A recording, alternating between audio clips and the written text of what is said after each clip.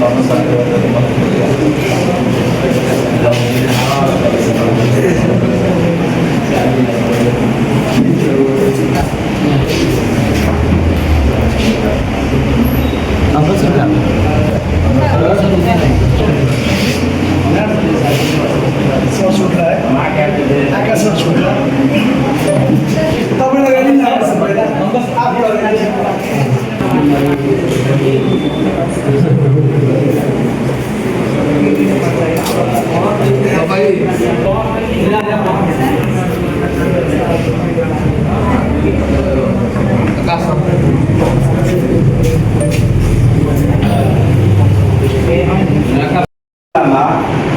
या अध्ययनको लागि विगतभन्दा बाहिर भएका हुनाले सम्पूर्ण विद्यार्थीहरू आज उपस्थित भइदिन सकेको छैन।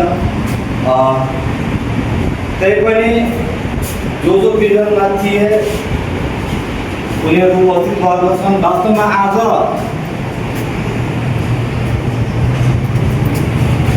जति पनि विद्यार्थीहरू ए र A+ ल्याएका छन्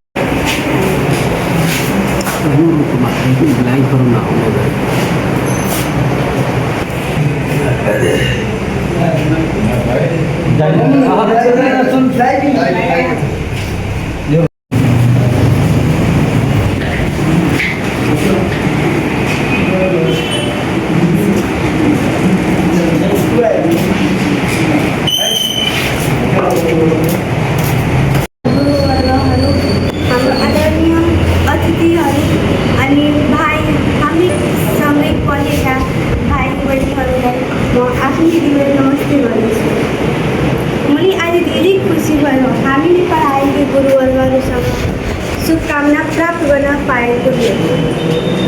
हामीले पढाएको Deepak sir, Sandeep sir, Dipendra sir, शिक्षा म्यामले हामीलाई शुभकामना दिनको लागि आफ्नै कलेजमा आफै तर्फले बोलाउनु भएको छ।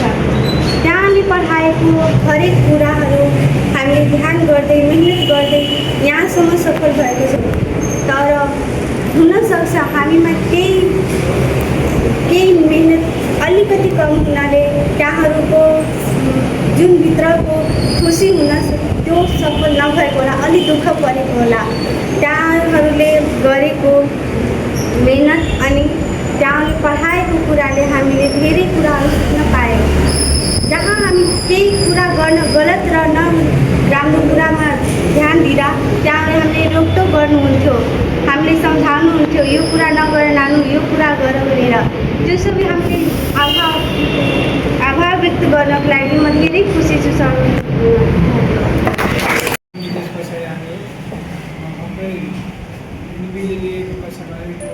शिक्षामा 3.7075 ल्याएर सफल गर्न सफल भएको छु।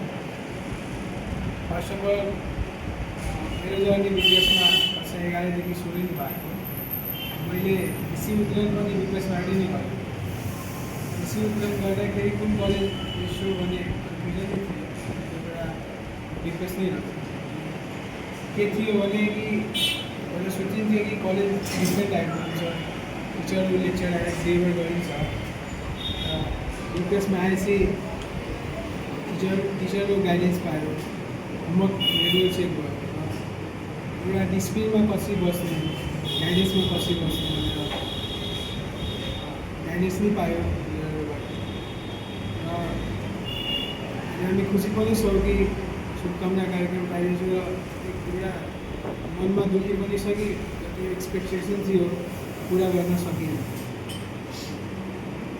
जुन खालको इन्भाइरोमेन्ट दियो पायो हामीले, ग्रेटफुल फर अस। मलाई अझै पनि सम्झना छ कि म त्यति बुझ्ने खालको विद्यार्थी थिएँ भनेर।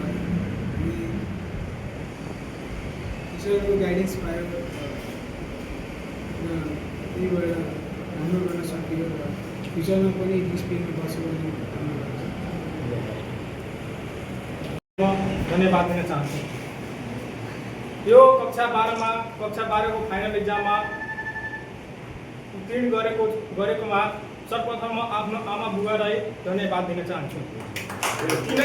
किनकि उहाँको अथाह मेहनत परिश्रमको कारणले गर्दा यहाँसम्म म पुग्नमा सफल भएको छु र विशेष गरेर म सन्दीप कुशवाहा सर र दीपक पटेल सर अनि ओम प्रकाश पटेल अविरल सरलाई धन्यवाद दिन चाहन्छु किनकि उहाँले मेरो हरेक प्रब्लममा हरेक समस्यामा उहाँले राम्रो बाटो देखाउनु भएको थियो हरेक कठिनाइ दुःखदायीमा देखाउनु भएको थियो तर अफसोसको बात यो कुरा छ कि यहाँ मेरो माझमा अविरल सर